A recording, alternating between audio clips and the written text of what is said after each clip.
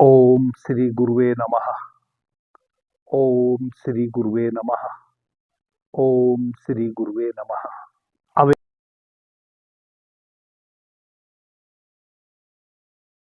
आज की हमारी चर्चा का विषय है अवेकनिंग इनर सेल्फ। चैनल पर आप सभी मित्रों का आज की चर्चा में मैं स्वागत करता हूं।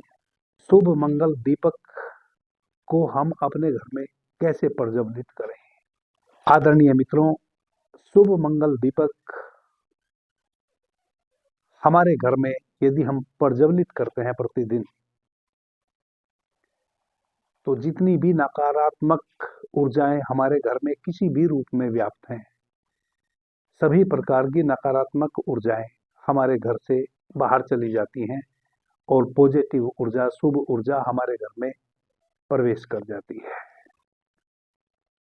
बहुत से मित्रों के ऐसे प्रश्न मुझे इस चैनल पर निरंतर आए हैं इन 6-8 महीनों में कि गुरुजी, हमारा भाग्य रुक सा गया है, किसी ने हमारे भाग्य को बांध दिया है, घर में नकारात्मकता अधिक है,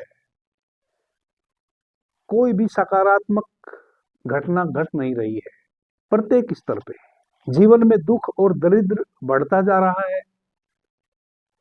सुख की आशा लगा के रखते हैं और जहां से सुख की आशा लगा के रखते हैं वहां से भी दुख ही आता हुआ प्रतीत होता है या दुख ही आता है। किसी भी प्रकार की जीवन में प्रगति नहीं है, उन्नति नहीं है, चारों तरफ दुख ही दुख है, परिवार में कलह है, अशांति है। कैसे वह दूर हो? इस प्रकार के सैकड़ों मेरे पास प्रश्न है। आदरणीय मित्रों, आप जानते हैं कि नाहक बातें मैं नहीं करता हूं। मैं उन्हीं चीजों को आपके समक्ष लाने का प्रयास करता हूं जो सच में प्रभावशाली हैं, जिनका प्रभाव सच में हमारे ऊपर पड़ता है। छोटा सा ब्रेक लेते हैं।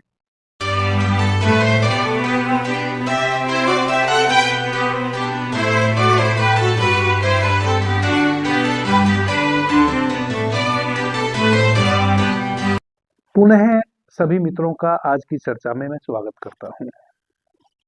आदरणीय मित्रों, आप अवेकनिंग इनर सेल्फ चैनल को ज्वाइन कर सकते हैं। ज्वाइन करना अनिवार्य बिल्कुल भी नहीं है। सभी मित्रों से इतना निवेदन है कि आप जो भी चर्चा मैं आपके समक्ष लाता हूं उसको लाइक करें, अपना अधिक से अधिक कमेंट करें। आदरणीय मित्रों, मनुष्य के भीतर एक शक्ति बहुत ही प्रबल है, वह है भाव की शक्ति, और दूसरी संकल्प की शक्ति, जिसको हम विचार शक्ति कहते हैं। यह दो शक्तियां प्रत्येक मनुष्य के पास है। कोई भी इतना अभागा नहीं है जिसने मां के उदर से जन्म लिया हो। कोई इतना अभागा व्यक्ति नहीं है जिसके भीतर विचार की शक्ति यानी कि संकल्प की शक्ति ना हो और भाव की शक्ति ना हो। हम अपनी भीतर की भाव शक्ति, विचार शक्ति यानी कि संकल्प शक्ति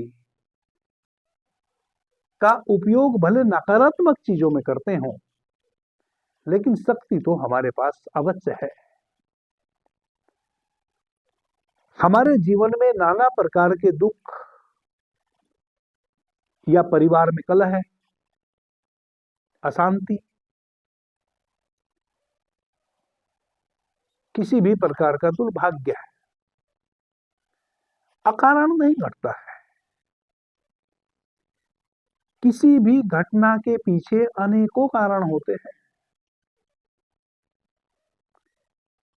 जिसमें मैंने जब अपनी ध्यान साधना के माध्यम से पढ़ने की कोशिश की है, स्वयं को ही पढ़ा है, किसी दूसरे को नहीं,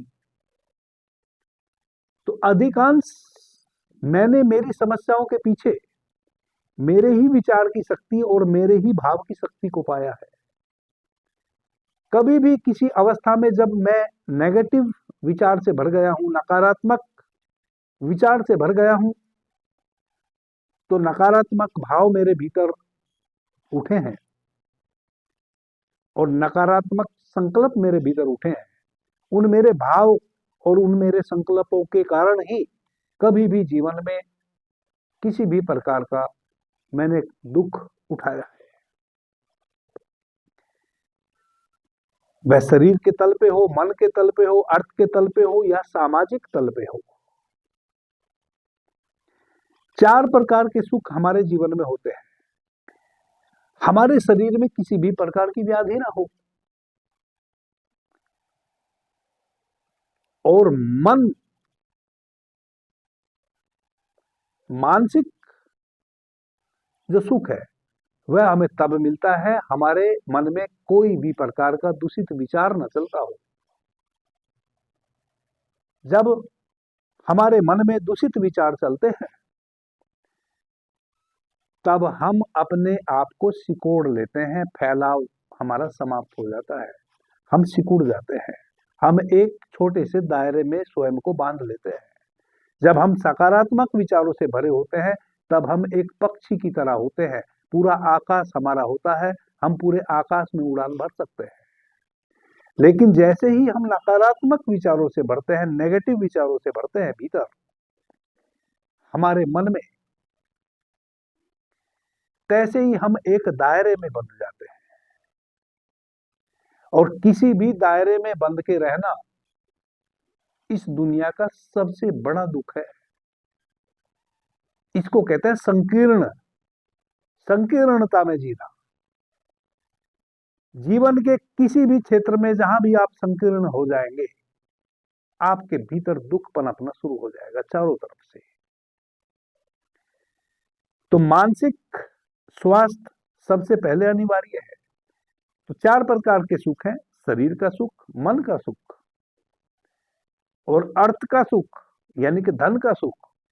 जिन चीजों की हमारे जीवन में अनिवार्यता है उनकी पूर्ति जब हम नहीं कर पाते हैं धन के अभाव में, वह भी बहुत बड़ा दुख हो जाता है। और सामाजिक सुख यानी कि समाज में हमारा सम्मान।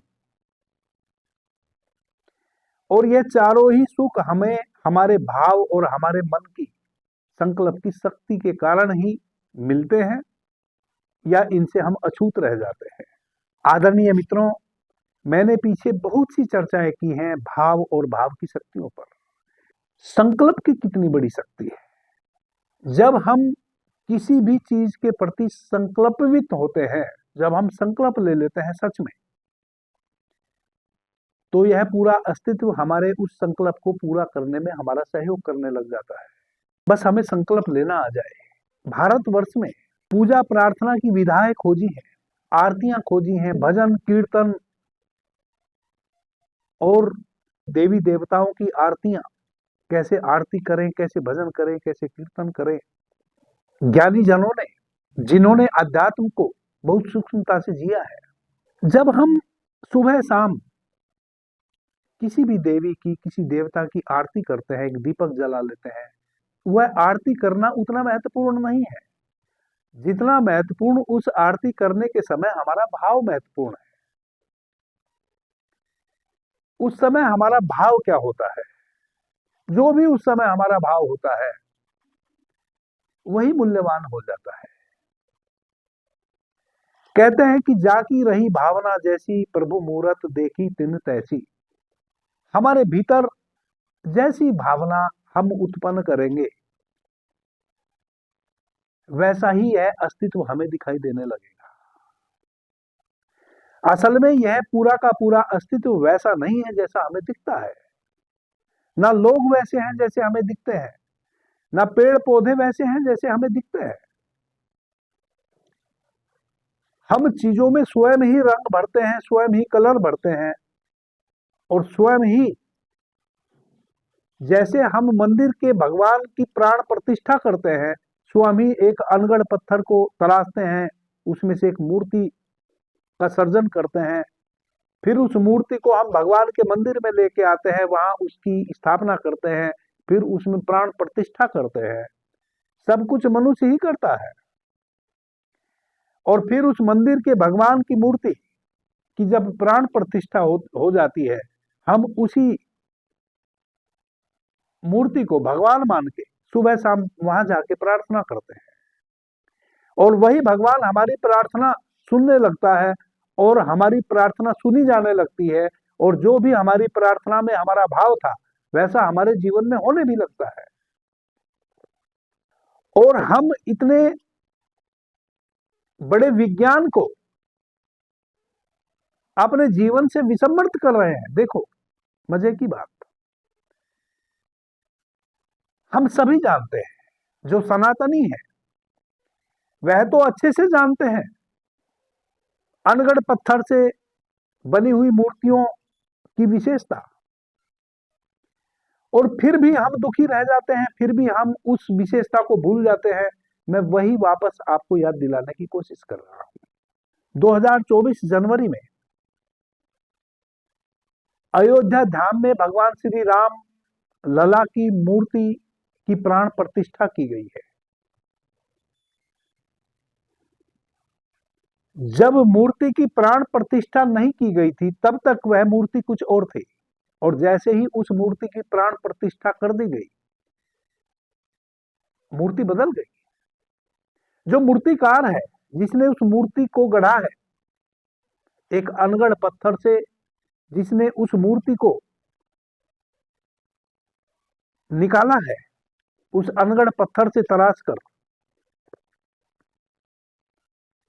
वह भी आश्चर्यचकित हुआ कि यह क्या हुआ। वह स्वयं किंकवर्त्य विमूढ़ हो गया। प्राण प्रतिष्ठा के पश्चात जब उसने अपने ही गढ़ी हुई मूर्ति के दर्शन किए, वह किंकवर्त्य विमूढ़ हो गया कि यह वही मूर्ति है जिसको मैंने गढ़ा था। वह मूर्ति जीवंत तो हो चुकी थी। उस मूर्ति में प्राण आ चुके थे, आंखों में एक चमक उतर चुकी थी। उस मूर्ति का हृदय धड़कने लगा था। कभी आपने सोचा ऐसा कैसे हो गया? एक साधारण से मूर्ति कलाकार के द्वारा एक पत्थर को लाया गया और उस पत्थर को तराश कर एक मूर्ति को निकाला गया, और उस मूर्ति की भगवान श्री राम लला के रूप में अयोध्या धाम में प्राण प्रतिष्ठा हुई और वह मूर्ति बदल गई।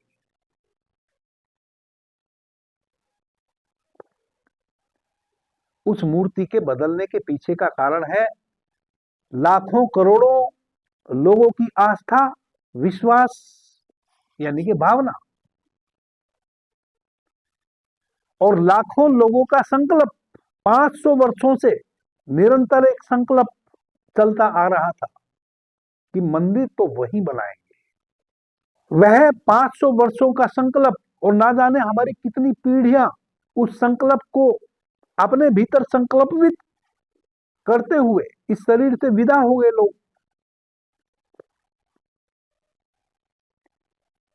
और जिन्होंने संकल्प कभी उठाए थे वह वापस आते रहे और अपने संकल्प को दोहराते रहे, वह फिर जन्मते रहे।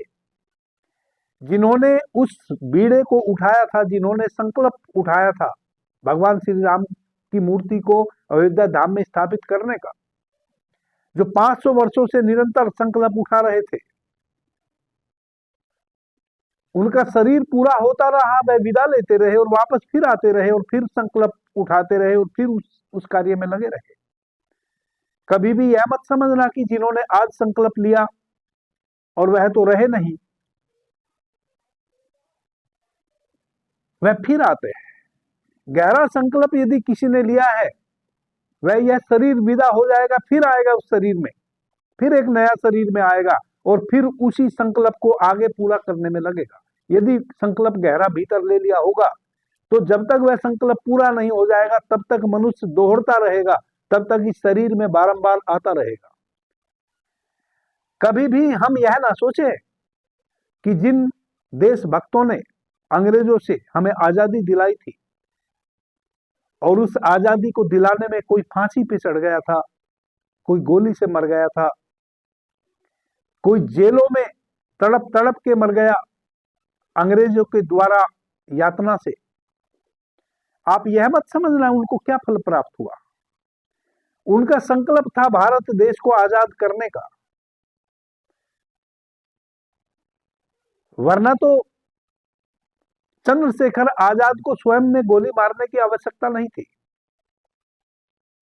संकल्प था कि दूषित हाथों से तो मरना भी नहीं है, अपनी भारत माता के लिए जीना है और भारत माता के लिए लड़के मर जाना है।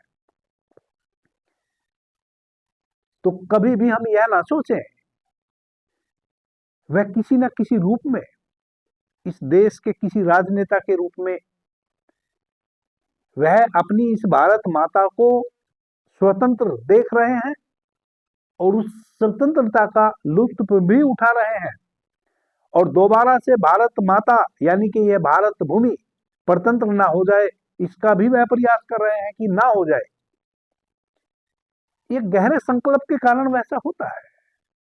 सब कोई तो देश को आजाद कराने में शहीद नहीं हो गया था, जिनके गहरे संकल्प थे वह हो गए थे, उनका शरीर चला गया था, वह फिर आए, फिर वापस लौट के आए और वह आते रहेंगे, वह श्रृंखला कभी टूटेगी नहीं। कभी यह मत समझना कि आज हमने कोई संकल्प उठाया, जीवन बीत गया, पूरा नहीं हुआ, अरे हम किसके लिए करें, हमारी जिंदगी कितनी बची है। नहीं, आप वापस लौटेंगे, अपने पौत्र के रूप में आप वापस लौटे। हो सकता है आपको वापस लौटना होगा।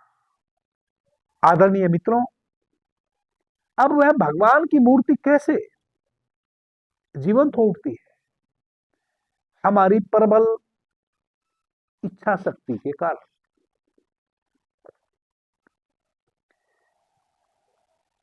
हम भगवान की मूर्ति बनाते हैं, फिर एक मंदिर बनाते हैं, फिर उस भगवान की मूर्ति को, अपनी बनाई हुई मूर्ति को मंदिर में स्थापित करते हैं और फिर उसी मूर्ति को हम भगवान मानते हैं और उसी पत्थर के भगवान से फिर हम प्रार्थना करते हैं अपने दुखों के लिए, अपने सुखों के लिए, दुखों से मुक्ति के लिए, अपने जीवन में सौभाग्य घटे उसके लिए। और मजे की बात यह है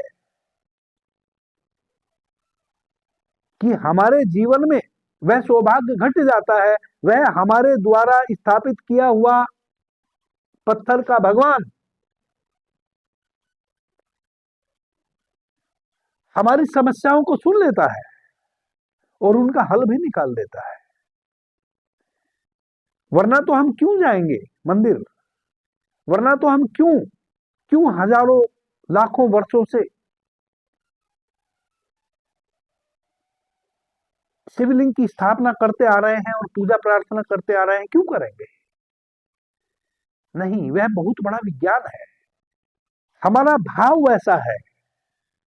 कोई तो एक स्थान वैसा चाहिए जहां हम जाके झुक सके, कोई तो एक स्थान हमारे जीवन में वैसा चाहिए जहां हम अपने मन की बात कह सके, क्योंकि जीवित व्यक्ति के समक्ष तो अपने मन की बात कहना थोड़ा सा लज्जापूर्ण लगता है। पता नहीं क्या सोचेगा, पता नहीं क्या सोचेगा। अगर हम किसी जीवित व्यक्ति को भगवान मान लें और उसके समक्ष अपने दुख रखें या जो गलतियां हमने जीवन में की है वह रखें, तो थोड़ा शर्मिंदगी होगी। पता नहीं किस प्रकार का पलट के वह व्यक्ति जवाब देगा, लेकिन हमने भगवान का मंदिर बनाया जो हमारी प्रत्येक बात को सुन सकता है। जो मैंने पाप किए हैं, मैं अपने पाप के लिए जब प्रार्थना भगवान से करता हूं कि मुझे पाप से मुक्ति दो, अनजाने में मेरे से हो गया, वह उसको भी सुनता है। लेकिन एक जीवित व्यक्ति नहीं सुनेगा। वह 1000% खड़े कर सकता है कि यह पाप तुमने किया क्यों, लेकिन जो भगवान, जो हजारों वर्षों से हमारे ऋषियों ने, मनुष्यों ने एक विज्ञान के तहत मंदिरों को स्थापित किया, उन्होंने वह व्यवस्था दी कि मनुष्य को शर्मिंदगी भी ना उठानी पड़े और वह अपने मन की सारी बात भी भगवान के समक्ष कह दे और भगवान सुन भी ले और भगवान उसकी पूर्ति भी कर दे, और जो कि करता है। क्योंकि हमने अपनी सच्ची भावना से उस मंदिर के भगवान को भगवान माना है। और जब भी हम अपनी सच्ची भावना से मंदिर की मूर्ति को, जो हमारे द्वारा निर्मित है, भगवान मान लेते हैं, तो वह भगवान हो जाती है। और यह साक्षात भारत वासियों ने 2024 जनवरी में भगवान श्री रामलला की मूर्ति की प्राण प्रतिष्ठा के समय सदृश देखा है। आदरणीय मित्रों, मैं क्या कहना आपसे चाह रहा हूं, मुझे लगता है आप समझ गए हो। यह विषय ऐसा है कि मैं इस पे जितना अधिक बोलूं उतना ही कम है, लेकिन आप मेरी भावना समझ गए होंगे मैं आपसे क्या कहना चाहता हूं। मैं आपसे यह कहना चाहता हूं, अगर आपके संकल्प की शक्ति प्रबल है तो आपके जीवन के सारे दुर्दिन आपके द्वारा ही समाप्त हो सकते हैं। मैंने पीछे बड़ी सूक्ष्मता से कई चर्चाएं की हैं कि कई बार जाने अनजाने में दुखों को भी हम इनवाइट कर लेते हैं। कैसे कर लेते हैं वह विज्ञान मैंने पीछे बताया है। आदरणीय मित्रों, मैं बहुत छोटा था जब मैं साधना में आ गया और मैंने संन्यास ले लिया। मैंने एक पत्रिका में पढ़ा शुभ मंगल दीपक के संबंध में, और जब मैंने उस शुभ मंगल दीपक के संबंध में पढ़ा तो मैंने उस शुभ मंगल दीपक को जलाना शुरू किया उस तरीके से जो उसमें बताया था। उस समय मैं नहीं समझ पाया कि इसके जलाने के पीछे कौन सी शक्ति कार्य करती है। आज मैं उसकी चर्चा इस कारण से आपके समक्ष लेके आया हूं कि उस दीपक के पीछे भी स्वर विज्ञान कार्य करता है। और चूंकि स्वर विज्ञान पे हम निरंतर चर्चा अपने दूसरे चैनल पर कर रहे हैं, बाबा जी कहो, और इस चैनल पर भी स्वर विज्ञान से संबंधित करीब करीब 50 चर्चाएं हमने की हैं, इसलिए अब उस बात को करना ज्यादा मौजूद रहेगा, आपको अधिक समझ में आएगा। तो मैंने वह दीपक जलाना शुरू किया और उस दीपक को जलाकर मैंने बड़े फल प्राप्त किए। मेरे जीवन में हर प्रकार का सुख मुझे मिला। फिर बीच बीच में वह दीपक छूट जाता था। मैं एक स्थान से दूसरे स्थान पे निरंतर यात्रा करता रहा। जब भी कहीं थोड़ा सा मेरे जीवन में स्थायित्व आया, कहीं अधिक समय तक मुझे ठहरने मिला, मैं फिर उसको जलाता था। अभी इधर कई वर्षों से मैंने नहीं जलाया। वह दीपक कैसे कार्य करता है और कैसे हम उस दीपक को तैयार करें और अपने घर में प्रज्वलित करें, जैसा कि अभी मैंने चर्चा की है, हमारी भावना की शक्ति बहुत बड़ी है। हमारी भावना की शक्ति, संकल्प की शक्ति और इस ब्रह्मांड की शक्ति एक ही है, क्योंकि हमारे भीतर भी वह एक चेतन तत्व जिसको हम आत्मा कहते हैं, और आत्मा सो परमात्मा भी कहते हैं, जो भी संकल्प हमारे भीतर गहरा उठता है हमारे उस चेतना के प्रकाश में ही उठता है। और जब भी गहरा कोई संकल्प हम उठा लेते हैं चेतना के प्रकाश के तले, वह संकल्प तो हमारा हर हाल में पूरा होता है, चाहे हम वह गलत संकल्प उठा ले, यानी कि नेगेटिव संकल्प उठा ले, या पॉजिटिव संकल्प उठा ले। कई बार हम जाने अनजाने नेगेटिव संकल्प भी उठा लेते हैं, नेगेटिव विचारों से भी भर जाते हैं, और हम उस आत्मा की, उस चेतना के प्रकाश में गलत संकल्प भी कई बार ले लेते हैं। आज नहीं कल उस संकल्प की भी पूर्ति हो जाती है। जो शुभ मंगल दीपक को प्रज्वलित करने का विज्ञान है, वही हमारे यहाँ हमारे मनीषियों ने आरती, भजन और कीर्तन, आरती भजन कीर्तन के पीछे जो विज्ञान है वही विज्ञान शुभ मंगल दीपक के पीछे भी है। फर्क इतना है कि जब हम भजन करते हैं, कीर्तन करते हैं, तब हम आनंद के लिए करते हैं।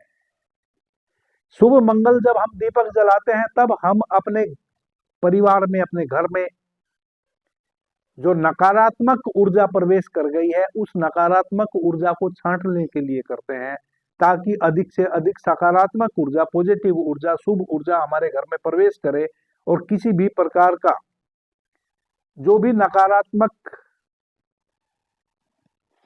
हमारे भीतर विचार है या कोई नकारात्मक ऊर्जा किसी भी रूप में हमारे परिवार में, हमारे घर में स्थित है, वह समाप्त हो जाए और हम एक विशेष भाव के साथ एक निश्चित समय में प्रार्थना में बैठ जाएं ताकि हमारी प्रार्थना भगवान सुन ले। आदरणीय मित्रों, शुभ मंगल दीपक 5 तत्वों का प्रतीक है, पृथ्वी, जल, अग्नि, वायु और आकाश। हमें एक कांच का कटोरा ले लेना है, आप बड़ा ले सकते हैं, छोटा ले सकते हैं। एक कम से कम इतना तो बड़ा कटोरा हो जिसमें एक गिलास 300 ml पानी कम से कम आ जाए, या आप बड़ा कटोरा भी ले सकते हैं। एक कांच का पारदर्शी आप बड़ा कटोरा ले लीजिए। कांच का जो बड़ा कटोरा हम लेंगे वह पृथ्वी तत्व का प्रतीक हो गया। तो हमने कांच का एक बड़ा सा कटोरा ले लिया। इतना बड़ा एक कांच का कटोरा ले लीजिए जिसकी चौड़ाई 6 इंच हो ऊपर से, अधिक हो तो और अच्छा, जितना बड़ा आप लेंगे उतना अच्छा। एक भारी भरकम, एक थोड़ा अधिक वेट वाला कांच का गिलास ले लें। यूं तो हमें मोमबत्ती स्टैंड चाहिए, लेकिन उतना बड़ा मोमबत्ती स्टैंड ना मिले तो एक कांच का गिलास ले लीजिए। इतना ऊंचा गिलास ले लीजिए जितना आपने बड़ा कटोरा लिया है उसी अनुपात में आप कांच का गिलास ले लीजिए। अगर छोटा कटोरा है तो छोटा गिलास ले लीजिए, बड़ा कटोरा है तो थोड़ा बड़ा गिलास ले लीजिए। अब उस बड़े कटोरे में हमने पानी भरना है और उसमें कांच के गिलास को ऐसे औंधा करके रख देना है ताकि उसका जो पृष्ठ भाग है, उसकी जो तल्ली है वह ऊपर रहे और उस पे हम एक मोमबत्ती जला सकें या एक दीपक उस पे जला सकें। तो इतना पानी उस कटोरे में भर दें, कांच का कटोरा ले लें, उसमें गिलास को औंधा रख दें और उतना उसमें पानी भर दें कि गिलास पूरा डूबे नहीं, थोड़ा सा गिलास बचा रहे। अब उस पानी में थोड़े से अन्न के दाने डाल दें, जैसे कोई दाल है, चावल है, गेहूं के दाने हैं, थोड़े से 10, 20, 50 अन्न के दाने उसमें डाल दीजिए और किसी भी प्रकार के पुष्प, फूल थोड़े से उसमें डाल दीजिए, 1-2 फूल उसके अंदर डाल दीजिए पानी के अंदर। और वह जो गिलास आपने औंधा करके रखा है उस पे एक छोटा सा दीपक या फिर एक छोटी सी मोमबत्ती, यदि घी का दीपक जला सके बहुत अच्छा है।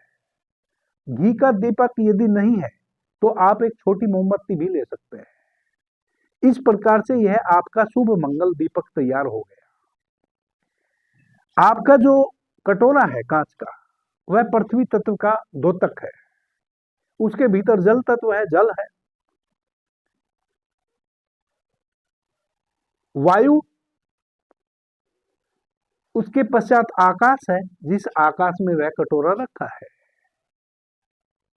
अग्नि उस मोमबत्ती या उस दीपक में जल रही है और बिना वायु के, बिना ऑक्सीजन के अग्नि जल नहीं सकती। तो वायु, अग्नि, आकाश में वह दीपक जल रहा है, पृथ्वी और पृथ्वी के भीतर जल रखा है। पांचों तत्व अभी आपने निर्मित कर दिए हैं, पांचों तत्व अभी आपके समक्ष मौजूद हो गए हैं, पृथ्वी, जल, अग्नि, वायु और आकाश। आप घी का दीपक जलाते हैं तो इतना घी उसमें निश्चित रखें कि कम से कम 21-22 मिनट तक वह जल जाए, इससे पहले ना बुझे। आधा घंटा, 1 घंटा जले, लेकिन 20-25 मिनट से पहले वह ना बुझे। 20-25 मिनट वह दीपक जले, इतना घी उसमें डाले या फिर इतनी बड़ी मोमबत्ती ले ले कि 20-25 मिनट तो वह निश्चित रूप से जले। अब वह शुभ मंगल दीपक आपका तैयार हो गया, उस दीपक को जला लें। अपने घर में एक ऐसा कोना बना लें पूर्व दिशा की ओर, आपके घर का कोई रूम है या आपका पूजा घर है, अगर आपका घर छोटा है तो एक कोना आप पूरब दिशा में एक कोना वैसा बना ले, किसी भी कमरे में बना ले, एक छोटा आप जो भी आपके घर में कमरा है उसमें बना ले, जहां आप बैठ सकें और वह दीपक आप जला सकें। जो भी आप कोना बनाएंगे अपने घर में, इस बात का निश्चित रूप से ध्यान रखेंगे कि फिर वहां आपने कुछ भी सामान नहीं रखना है। वहां प्रतिदिन आपका शुभ मंगल दीपक ही जलेगा और वह शुभ मंगल दीपक वहीं रखा रहेगा। प्रतिदिन आप उस शुभ मंगल दीपक को जलाएंगे उसी स्थान पे और वहीं से उठा के साफ स्वच्छ करके फिर वापस उसको रख देंगे। और कोई सामान आपने वहां नहीं रखना है। और दूसरा व्यक्ति कभी भी आपके घर में कोई आए उसकी वहां निगाह ना पड़े। जब आप वह शुभ मंगल दीपक आपका जल जाए उसके बाद आप किसी उस कोने को किसी क्लॉथ से, किसी कपड़े से आप घेर दें। कब? जब शुभ मंगल दीपक आपका जलने के पश्चात उसकी ऊर्जा समाप्त हो जाए, यानी कि वह बुझ जाए। अब इसको करना कैसे है, बस इस बात का ध्यान रखना है कि परिवार का कोई भी व्यक्ति दीपक जलाए। जरूरी नहीं है कि एक व्यक्ति ही प्रतिदिन जलाए, जिसको भी समय मिल जाए, जब सूर्य का अस्त हो रहा हो, एकदम उस क्षण के प्रति सजग रहना है जब सूर्य अस्त हो रहा हो। वह 5 मिनट बड़े क्रूशियल है। प्रतिदिन आप अपने मोबाइल से पता कर ले जिस इलाके में आप रहते हैं कि आपके यहाँ सूर्यास्त का समय क्या है। उसके 5 मिनट पहले आप अपने दीपक को तैयार करके बैठ जाएं। फूल इत्यादि सब साफ स्वच्छ ले आएं। पानी बिल्कुल साफ स्वच्छ रखें। पानी का जो कटोरा है उसको प्रतिदिन साफ करें। जो गिलास उसमें ओंधा करके रखा है उसको प्रतिदिन साफ करें। यदि उसके ऊपर आपने मोमबत्ती चिपकाई है तो उसका कुछ मोम उस पर चिपका रह जाएगा, लास्ट में जब मोमबत्ती समाप्त हो जाएगी उसको भी छुड़ा दें। प्रतिदिन नीट एंड क्लीन साफ करके, बिल्कुल स्वच्छ करके उसको तैयार करना है। सही समय पे जब सूर्यास्त हो रहा हो, अपनी खिड़की से देखें कि अब सूर्य में कोई किरण नहीं बची, केवल चांद की तरह सूर्य एक लालिमा लिए हुए है। वैसे समय पे आप उस दीपक को प्रज्वलित कर रहे हैं। जब सूर्य में कोई किरण ना बची हो, अब डूबा तब डूबा की स्थिति हो, वैसे समय पे, यानी कि सही संध्या में। यह बहुत महत्वपूर्ण है। सही संध्या, जब सही संध्या होती है, जब सूर्य डूब रहा है, वह एक ऐसा समय होता है, ना अभी दिवस है और ना रात्रि है, दोनों के बीच का एक समय है। उस समय पृथ्वी पर अत्यधिक ऊर्जा बरसती है। वह समय होता है कुछ ही मिनटों का, जब पृथ्वी पे अत्यधिक ऊर्जा बरसती है। उसी समय पे आप अपने शुभ मंगल दीपक को प्रज्वलित करना है। ध्यान रखें कि आपने अपने शुभ मंगल दीपक को जलाने भर से, यदि आप और कोई कर्त नहीं करते हैं, केवल आप प्रतिदिन उस समय पे उसको जला देते हैं, तो आपके घर की सारी नकारात्मक ऊर्जा धीरे धीरे 20 से 21 दिन में आप देखेंगे कि आपके परिवार के सभी लोगों में एक चेंजिंग आ गई। उनके विचार बदलने लगे। जो घर में तनाव था वह तनाव समाप्त होने लगा, केवल उसको जलाने भर से। घर में जो नकारात्मकता थी, जो एक बोझिलपन था, जो एक बुझे बुझे से सभी परिवार के लोग रहते थे, वह बुझापन समाप्त होने लगा। सभी के चेहरे पे खुशियां आने लगी, विचार बदलने लगे। जो अकर्मण्य घर में बैठे थे, कुछ भी कार्य नहीं करना चाहते थे या करने की मानसिक स्थिति नहीं थी, उनके भीतर से अकर्मण्यता छटने लगी। उनके भीतर भी कोई कर्म करने का, कोई कार्य करने की भीतर से जो गुप्तता उत्पन्न हुई। इस प्रकार से आपके परिवार में, यानी कि जिस घर में आप उस सुमंगल दीपक को जलाते हैं, उस घर में रहने वाले परिवार के सभी सदस्यों के मन बदलने लगेंगे, विचार बदलने लगेंगे, और जो नेगेटिव प्रवृत्ति के दूसरे लोग आपके परिवार में आते हैं बाहर से, आपके परिवेश में प्रवेश करते ही, यानी कि आपके घर में प्रवेश करते ही उनके भी विचार बदलने लगेंगे। धीरे धीरे 21-22 दिन जब हो जाएंगे इस शुभ मंगल दीपक को जलते हुए, आप पाएंगे कि आपका पूरा घर एक विशेष ऊर्जा से धीरे धीरे बढ़ता जा रहा है। धीरे धीरे वह ऊर्जा वैसे फैलेगी आपके घर में, और जो भी नकारात्मक ऊर्जा पहले से व्याप्त थी वह सब छटती चली जाएगी बाहर, और आपके पूरे घर के परिवेश में एक पॉजिटिव ऊर्जा व्याप्त हो जाएगी। जब आपके पूरे घर में पॉजिटिव ऊर्जा व्याप्त हो जाएगी, जो भी बाहर से व्यक्ति आपके घर में आएगा नकारात्मक विचारों के साथ, आपके घर में प्रवेश करते ही उसका भी विचार बदल जाएगा। वह अभी आपको नुकसान पहुंचाने की दृष्टि से आया था या कुछ बुरा भला कहने आया था, वह भूल ही जाएगा कि मैं क्यों आया था, और वह भी कुछ ना कुछ पॉजिटिव विचार आपको देके जाएगा।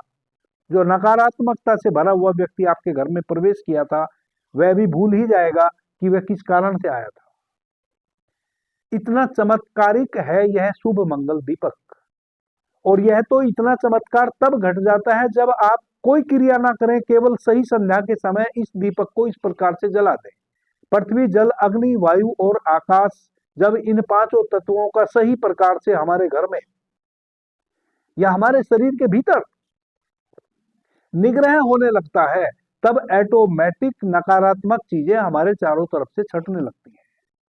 मनुष्य का शरीर भी तब बीमार पड़ता है जब मनुष्य के शरीर के भीतर जो 5 तत्व है, पृथ्वी, जल, अग्नि, वायु, आकाश, उन किसी एक तत्व में की कमी हो जाती है, तभी हमारे जीवन में किसी भी प्रकार का सौभाग्य या दुर्भाग्य घटता है, या हम बीमार पड़ते हैं। वैसे ही हमारा जो घर है, हमारा जो परिवेश है, इसमें भी यदि 5 तत्वों की कमी हो जाए तो हमारे मन मस्तिष्क पे उसका बहुत बुरा इफेक्ट पड़ता है। आदरणीय मित्रों, आप इस प्रकार से इस दीपक को जीवन पर्यंत जलाने का प्रयास करें। अनिवार्य नहीं है कि आज आपने जलाया तो कल भी आप जलाएं। आपकी बहन जला सकती है, भाई जला सकता है, पत्नी जला सकती है, माता जला सकती है, कोई भी परिवार का सदस्य जला सकता है। यदि इसमें और अधिक आप लाभ चाहते हैं तो जो व्यक्ति भी लाभ चाहता है वह इस शुभ मंगल दीपक को जलाए, पालथी मार के बैठ जाए, और जो भी आप अपने जीवन में चाहते हैं कि वह हो, उसकी संकल्पना करें बैठ के। कैसे संकल्पना करनी है, इस विषय पर मैं बहुत बार चर्चा कर चुका हूं। धीमी गति से श्वास को भीतर ले, अपने श्वास को भीतर ले, और जिस प्रकार का भी आप संकल्प कर रहे हैं उसी चक्र पे अपने श्वास को रोकें और अपने संकल्प को दोहराएं, और फिर धीमी गति से श्वास को बाहर छोड़ें। संकल्प जब उठाया जाता है तो अलग चक्र, हमारे प्रत्येक चक्र का अपना एक स्वभाव है। तो जिस प्रकार का संकल्प हम उठा रहे हैं उसी चक्र पे हम अपनी श्वासों को रोकें, कुंभक करें भीतर, जिसको अंतर कुंभक कहते हैं। अपने संकल्प को उठाएं और फिर धीरे से श्वास को बाहर छोड़ दें। आपका उठाया हुआ संकल्प बाहर जाती श्वास के साथ इस पूरे ब्रह्मांड में फैल जाता है, और यह ब्रह्मांड आपके उस संकल्प को ऑब्जर्व कर लेता है।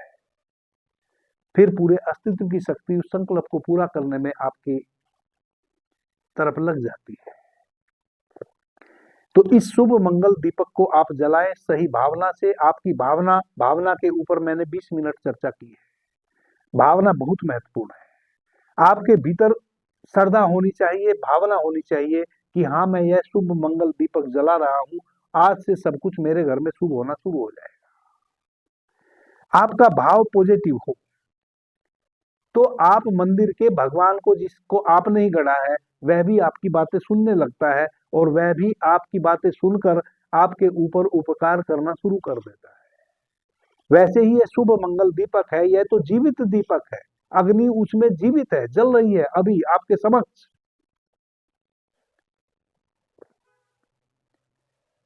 आप अपनी भावना को शुभ रखें, प्रगाढ़ रखें। आप पाएंगे 21-22 दिन में ऊर्जा का एक ऐसा अवरा आपके पूरे घर में डेवलप हो जाएगा कि धीरे धीरे सबके चेहरे बदल जाएंगे, सबकी मन की स्थिति बदल जाएगी। परिवार में जो कलह रहती थी, अशांति रहती थी, ऑटोमेटिक आपने किया कुछ भी नहीं, केवल वह दीपक जलाया, आपके परिवार की सारी कलह और अशांति छटनी शुरू हो जाएगी। एक दूसरे प्रकार से भी हम इस दीपक को जला सकते हैं, वह आपको व्यक्तिगत करना होगा, उस पर मैं चर्चा अगले वीडियो में करूंगा। इस दीपक को तो परिवार का कोई भी सदस्य जला सकता है, प्रज्वलित कर सकता है, लेकिन एक व्यक्तिगत दीपक जला के आप अपने जीवन में कुछ विशेष कर सकते हैं। उस संबंध में भी मैं आगे आपको बताऊंगा। अभी के लिए इतना ही। आपके जीवन में शुभ मंगल घटे, आपका सदैव मंगल हो। इसी के साथ हम अपनी चर्चा का समापन करते हैं। आपने मुझे ध्यान से, प्रेम से सुना, उससे मैं बहुत अनुग्रहित हूं। सभी मित्रों को मेरा प्रणाम, धन्यवाद। जय श्री राम।